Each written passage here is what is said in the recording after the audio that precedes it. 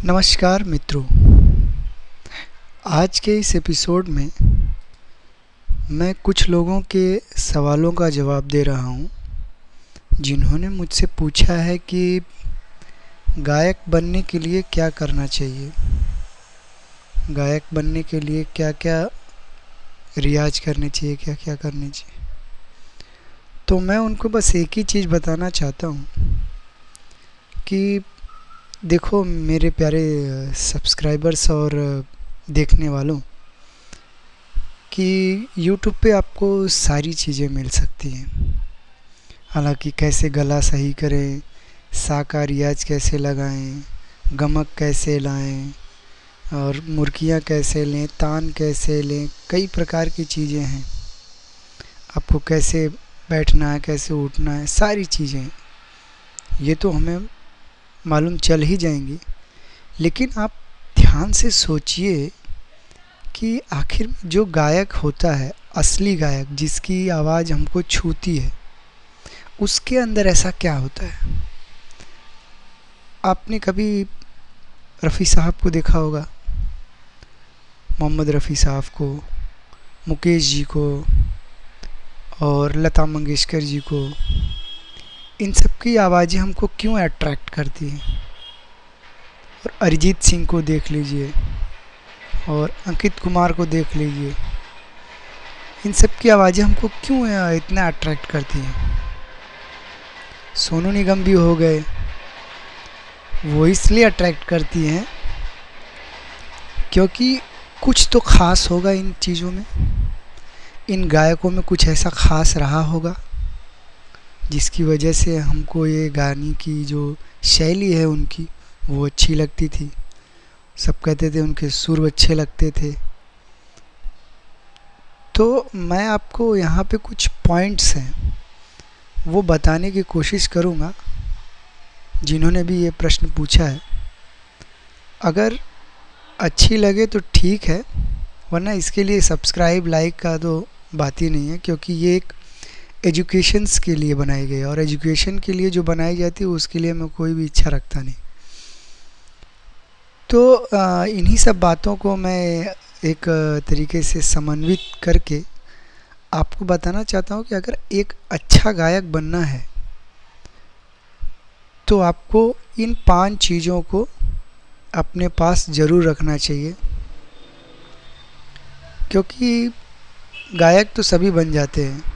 बच्चा अगर पैदा होता है तो वो भी तो गायकी का ही रियाज शुरू कर देता है, तो वो भी बन सकता है। लेकिन एक हृदय से हृदय यानी कि दिल से दिल जो मिलाता है गायक, वो गायक में जो ख़ास बात होती है, मैं उन्हें उसको एक अध्ययन से निकाला है कि उसको क्या क्या करना चाहिए। और मैंने कई लोगों से ये प्रश्न पूछा भी है, जो मैंने आज ये 5 चीज़ें यहाँ पे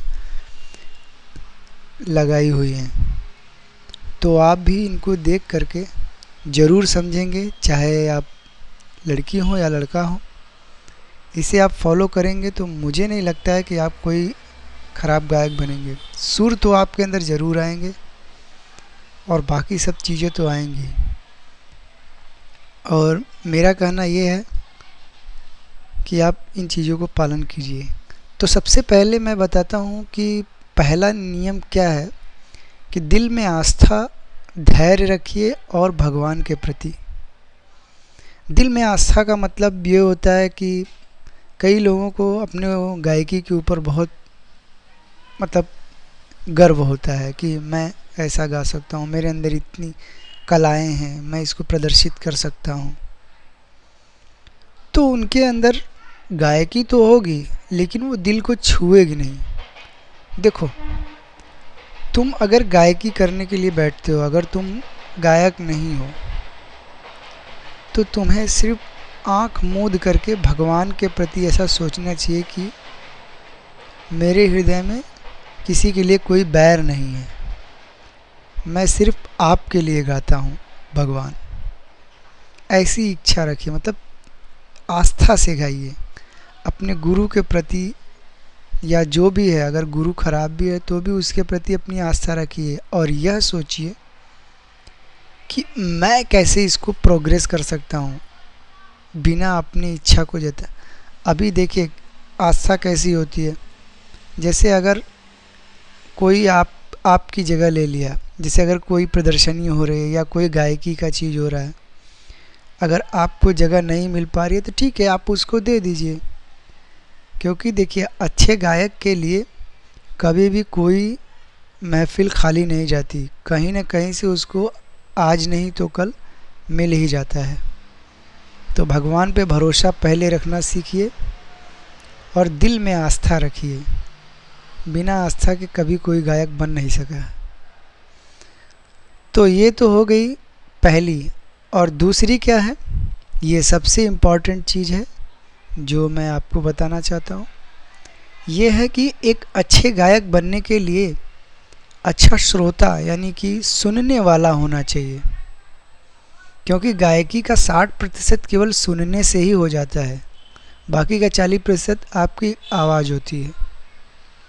देखिए वो कैसे।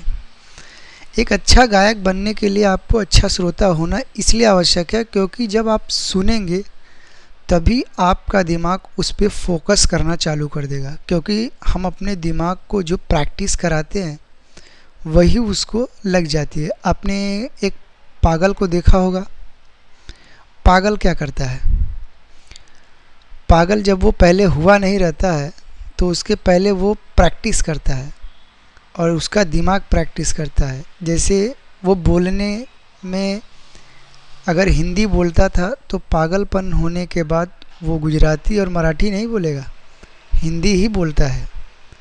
क्योंकि प्रैक्टिस किया हुआ कभी भी खाली नहीं जाता और बोला हुआ हमेशा निकल सकता है। तो वो उसके दिमाग पे प्रैक्टिस हुई रहती है। तो वही चीज़, क्योंकि संगीत सुनने के लिए आपको अच्छा कान होना चाहिए। क्योंकि हमारे पूर्वज लोग बोलते थे कि कान का पक्का अगर है तो गायकी बहुत बढ़िया होगी।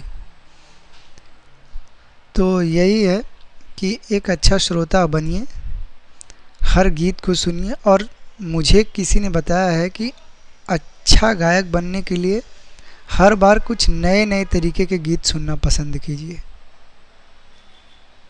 क्योंकि नए नए गीत सुनने से आपके अंदर भी एक इच्छा जागृत होती है और आप सुनने के लिए इच्छित हो जाते हैं। और बाकी का 40% आपकी आवाज़ है और आप उसमें बन सकते हैं। तो ये दूसरी चीज़ जो हेडिंग मैंने दी है, ये सारी पांचों हेडिंग की सबसे अच्छी और सबसे नेक सलाह है मेरी कि आप गीतों को सुनना चालू कीजिए, क्योंकि उससे ही आपकी गायकी बेहतर होगी। आते हैं तीसरे नंबर पे। इसमें क्या लिखा है, किसी एक YouTube चैनल या गुरु के शरण में रहिए, क्योंकि स्टेप बाय स्टेप सीखने पर गायकी के आयाम पता चलेंगे। अक्सर हम देखते हैं आजकल तो YouTube का ज़माना इतना हो गया है, अब तो कई कंपनियों ने अपना ऐसा इंटरनेट का जाल फैला डाला है कि हर एक छोटा बड़ा भी YouTube चैनल खोल रहा है। कोई बात नहीं, खोलने दीजिए, सबकी अपनी अपनी रुचि होती है, मेरी भी अपनी रुचि है, मैं अपनी रुचि के अनुसार काम करता हूँ। सबको अच्छी लगती है तो लाइक करते हैं और नहीं लगती है तो कोई बात नहीं, वो तो पड़ी ही रहेगी मेरे लिए, मैं खुद उसको रिवाइव करते रहता हूँ। तो मैं ये कहना चाहता हूँ कि किसी भी यूट्यूब चैनल वाले को पकड़ लीजिए जो यूट्यूब पे ये सारी चीज़ें सिखाता है। हालांकि मैं तो ये सब चीज़ें नहीं सिखाता, क्योंकि मैं भी थोड़ा थोड़ा सीख ही रहा हूँ। और आप लोग चाहेंगे तो शुरू कर सकता हूँ, लेकिन अगर गलतियाँ होंगी तो उसके लिए क्षमा भी मुझे मांगना पड़ता है। तो मैं ये बोलता हूँ कि उस YouTube चैनल के बंदे को या उस गुरु को आप पकड़ लीजिए। जैसे मैं कुछ गुरुओं के नाम बताता हूँ, लेकिन वो एक्चुअली इसमें कॉपीराइट हो जाएगा या कम्युनिटी गाइडलाइंस की अवहेलना हो जाएगी, इसलिए मैं उनका नाम नहीं लेता हूँ। लेकिन हाँ, वो है अच्छे इंसान और राजस्थान के रहने वाले हैं और बहुत बढ़िया उनका चैनल है, वो और उनके बच्चे लोग सिखाते हैं। तो आप ऐसा कीजिए कि सबसे पहले एक गुरु को तलाश कीजिए। अगर आपको गुरु मिल जाते हैं तो उनसे ही पहले सब सीखना चालू कीजिए, तो वो आपको सारी चीज़ें बता देंगे। क्योंकि देखिए, अगर हम YouTube पे चालू करेंगे तो YouTube का एक जगह अगर आप चालू करेंगे तो वो अगर जैसे आप सा कैसे लगाएं, सा का रियाज़ कैसे करें, तो उसके बगल में ऐसे ऐसे थंबनेल बने होते हैं कि जिससे आपका ध्यान अट्रैक्ट हो जाता है उनके प्रति। तो आप क्या करेंगे कि वहाँ पे क्लिक करेंगे, फिर कुछ देर बाद आपका मन नहीं उसमें लगेगा, फिर वहाँ पे क्लिक करेंगे, वहाँ पे क्लिक करेंगे, वहाँ पे क्लिक तो इससे क्या होता है कि मतलब कभी कभी अच्छे लोग गाने लगते हैं, कभी कभी बुरे लोग गाने लगते हैं, तो आपको ऐसा लगता है कि हे भगवान, इतना बड़ा गायकी का आयाम है, मैं तो कुछ कर ही नहीं पाऊँगा। मगर ऐसा मत सोचिए, वो लोग भी अकेले कहीं रहे होंगे, इसलिए उन्होंने ये प्लेटफॉर्म चुना है, इसीलिए उस पर उन्होंने डाला है। तो सारी चीज़ें एक जगह समाहित, मतलब एक जगह इकट्ठा हो गई हैं, इसके लिए आपको लगता है कि गायकी बहुत हार्ड चीज़ है। और अक्सर मैंने देखा है कि क्लासिकल गायकी को सभी लोग बोलते हैं कि बहुत हार्ड है, लेकिन ऐसा कुछ नहीं है। अगर आप किसी भी चीज़ को स्टेप बाय स्टेप अगर सीखना चालू करेंगे तो वो आपको पता चल जाएगी कि आपको कैसे कैसे सीखना है। तो आपके धीरे धीरे अंदर अंदर, कुछ गुरु लोग तो ऐसा होते हैं कि उसको कॉम्प्लेक्स बना देते हैं।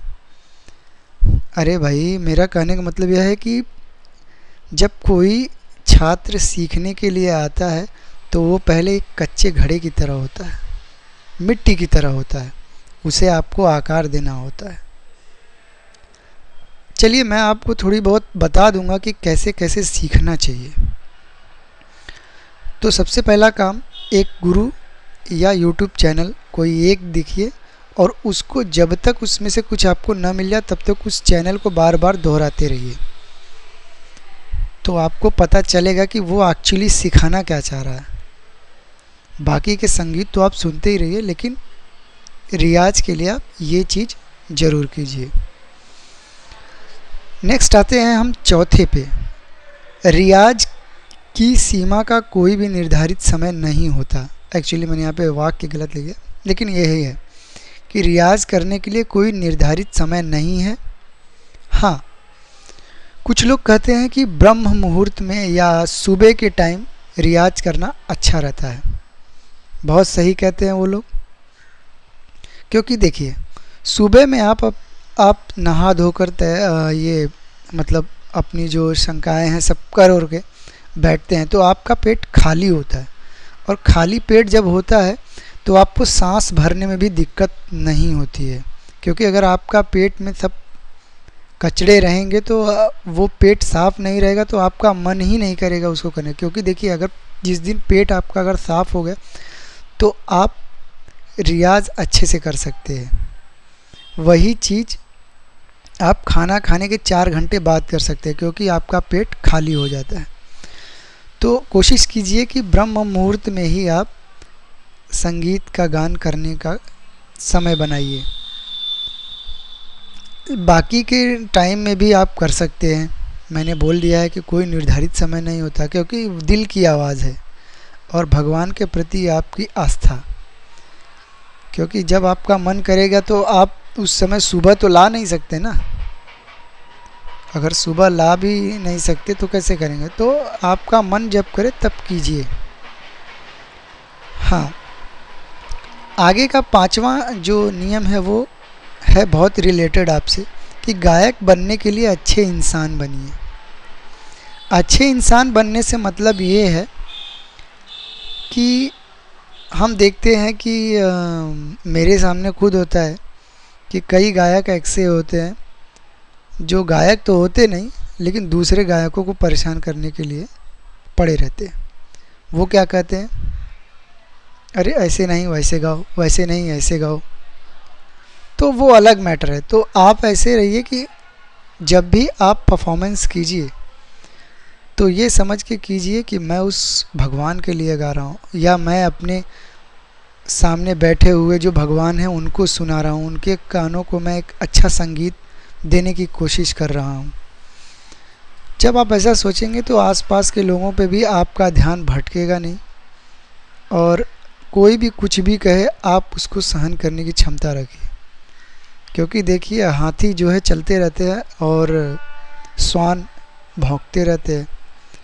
तो गायक बनिए, लेकिन सबसे पहले गायक बनने के पहले उससे पहले अच्छे इंसान बनिए, क्योंकि अच्छा इंसान होने के बाद ही आपके अंदर गायकी के सच्चे गुण आ सकते हैं। गायकी तो अलग चीज़ है, लेकिन अच्छी गायकी जो है अच्छा इंसान बनने के बाद ही आती है। तो हालांकि मेरी ये जो पांचों सलाह है आपको अच्छी लगेगी और आप इसको अमल करेंगे, क्योंकि देखिए जिसे अच्छा होना है या अच्छी गायकी करनी है उसे अच्छी चीज़ें खोजनी ही पड़ेंगी और अच्छा बनना ही पड़ेगा। आप किसी भी फील्ड में हो, गायकी में हो या किसी भी फील्ड में हो, तो आपको सबसे पहले सहन करने की क्षमता होनी चाहिए। चाहे गाली हो, चाहे कुछ हो, चाहे चुगली हो, चाहे कुछ हो। जब तक आप सहन नहीं करेंगे तब तक आप कुछ सीख नहीं सकते। तो मेरे दोस्तों, ये तो रही कि आपको इन चीज़ों को करने के बाद नेक्स्ट स्टेप में मैं आपको बता रहा हूँ कि आपको गायकी करनी कैसे है। सबसे पहले आप सुबह में बैठ जाइए, सब काम करने के बाद एक खाली स्थान लीजिए, वहाँ पे आप हारमोनियम रखिए। हारमोनियम रखने के बाद आप पहले मंद्र सप्तक का प और मध्य सप्तक का सा और मध्य सप्तक का ही प, पहले आप सा मध्य सप्तक का दबाए रखिए कम से कम 5 मिनट तक। फिर उसके बाद आप देखेंगे कि आप फिर से जब दबाएंगे आप अपना सा, तो आप उसकी आवाज़ से आवाज़ को मिलाइए, गाइए नहीं, मिलाइए। क्योंकि आप मिलाएंगे तभी मतलब वो देखेंगे कि जब मिलेगा ना तो वो एक तरीके का जो है रेजोनेंस यानी अनुनाद करेगा, नाद करेगा एक बड़ा सा। तो समझ जाइए कि आपका सा ये है। और सा को जब पहचानेंगे तो फिर सबसे पहले नीचे आइए, सा, फिर प, सा, प, सा, प, सा, प। तो ये जब करेंगे तो आपका आवाज़ जो है खुलेगा। आवाज़ जब खुलेगी तो आप कोई भी काम कर सकते। इसको करने के बाद आप फिर लगाइए ओम। हालांकि सब लोग बोलते हैं सबसे पहले ओम लगाइए, लेकिन मैं बोलता हूँ कि सबसे पहले वो कीजिए ताकि आपको ये पता चल जाए कि मेरा जो है स्केल क्या है। अभी ये सब स्केल के बारे में मैं बाद में बताऊंगा, लेकिन मैं आपको मोटी मोटा ये सब बता दे रहा हूँ ताकि आपको मालूम चल जाए। तो पहले ऐसे ही बजाइए आप, प सा प सा प सा प। ये करेंगे तो आपको ऑटोमेटिक मालूम चलेगा कि मेरा स्केल किधर है, तो वो स्केल आपको मिल जाएगी। तो आप जैसे हम लोग यानी कि महिलाओं की काली 5 से चालू होती है और पुरुषों की काली 1 से, यानी कि जो दो दो काली होती है उसके पहली वाली काली को उसको पकड़ के रखिए। कम से कम आप 3 दिन इसका रियाज़ कीजिए सा का, तो ये रियाज आपको बहुत फ़ायदे देंगे। फिर उसके बाद इस रियाज को हर दिन करने के बाद ओम लगाइए। ओम लगाने से पहले आप गहरी सांस लीजिए। गहरी सांस का मतलब आप जितना सांस अंदर तक ले सकते हैं लीजिए। फिर उसके बाद होठों को एकदम गोल कीजिए। फिर उसके बाद ओम नहीं होम कीजिए। जैसे आहुति दी जाती है तो उसको होम बोलते हैं, तो पहले ऐसे आप बोलिए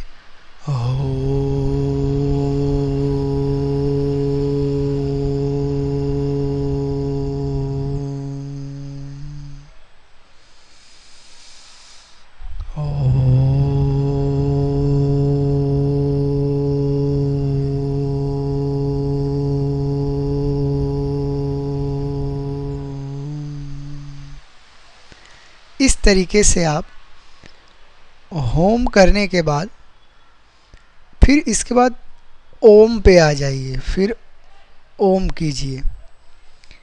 इस तरीके से करने के बाद आप 3-4 दिन के बाद फिर आप सा का रियाज कीजिए। तो सबसे पहले सा का रियाज में आप क्या कीजिए, सा रे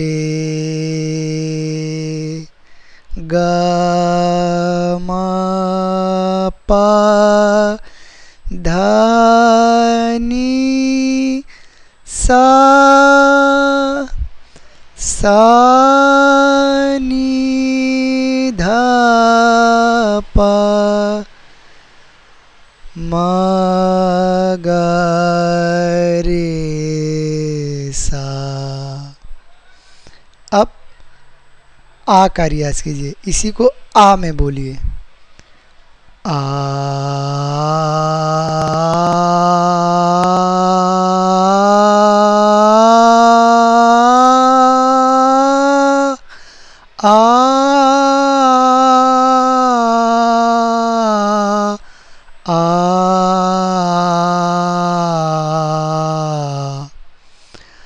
आ बोलने के लिए आपका मुंह खुला होना चाहिए।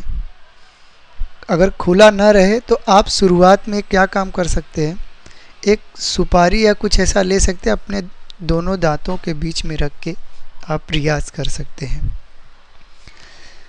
फिर स्टेप बाय स्टेप आगे सीखते जाइए, ये आपके सा को मजबूत करेगी। कम से कम सारे गामा पधनी सा को आप 1 घंटे पूरा कीजिए धीरे धीरे, इसी चाल में, जिस चाल में मैंने बताया। फिर उसके बाद आप आगे की चीज़ें मेरे चैनल पे आप देख लेंगे कि मैंने कौन कौन से अलंकार डाले हैं। उन अलंकारों में मैंने कुछ बोला तो नहीं है, सिर्फ हारमोनियम बजाए हैं। तो उसके साथ आप रियाज़ कीजिए धीरे धीरे, धीरे धीरे करेंगे तो आपकी गायकी निखरेगी। और दिल में ये बना के चलिए कि मैं एक हिंदुस्तान को या अपने भारतवासियों को एक अच्छा संगीत देने का कोशिश करूँगा। क्योंकि आजकल की जो संगीत है वो सिर्फ कमाई के ज़रिया है, लेकिन आपके दिल को दिल से जब मिलाती है ना, उस संगीत में आपको भी मज़ा आता है और सुनने वाले को भी मज़ा। तो क्यों ना हम अपने हिंदुस्तान को एक अच्छी संगीत देने की कोशिश करें। इसी के साथ मैं चाहता हूँ कि आप भी अच्छे गायक बनिए। मैं भी सीख रहा हूँ, मैं भी, मेरे पास भी जो क्षमता है मैं आपको देने की कोशिश करूँगा। आप एक अच्छे गायक बनेंगे। और तनिक भी आप डरिए मत, मैं हूँ ना जब तक। क्योंकि देखिए YouTube पे एक सुनाने वाला और सुनने वाला अलग बात होती है, लेकिन जो अपने चैनल पे रहे वो अपना परिवार होता है, और परिवार को अच्छी शिक्षा देना ही हर परिवार वाले का कर्तव्य होता है। क्योंकि देखिए हमारी हिंदुस्तानी संगीत जो है पिछड़ती जा रही है, तो हम चाहते हैं कि इस संगीत को कुछ नए आयाम दिए जाएं। आगे चल के हम लोग इस संगीत में कुछ नए कार्यक्रम करेंगे। जैसे कि आप लोग अगर अच्छा सीख जाएंगे तो अपनी हिंदुस्तानी संगीत को आज के नए संगीत के साथ ऐसे रिलेट करेंगे कि आज का संगीत जो बेहुदा है वो हट जाएगा और अच्छी संगीत आएगी। शास्त्रीय संगीत भी रहेगी और सुनने में भी अच्छी लगेगी। जब कभी भी बजेगा तो एक अच्छा आनंद उत्पन्न होगा। हम अपने देश को महान बनाएं, इसी कामना के साथ मैं आज के इस लेक्चर को ख़त्म करता हूं। आशा है आप इस वीडियो को सुनने के बाद एक अपने अंदर अच्छा महसूस करेंगे और अच्छी गायकी के लिए करने के लिए प्रेरित होंगे। आज के लिए बस इतना ही। आपसे धन्यवाद चाहता हूं। आप हमारे वीडियो को देखते हैं, इसलिए आपके दिन शुभ हो और आप एक अच्छा काम करने के लिए आगे बढ़ें। चाहे आप गायक हो, चाहे आप किसी भी फील्ड में हो, आप अच्छा काम करें। जय हिंद, जय भारत।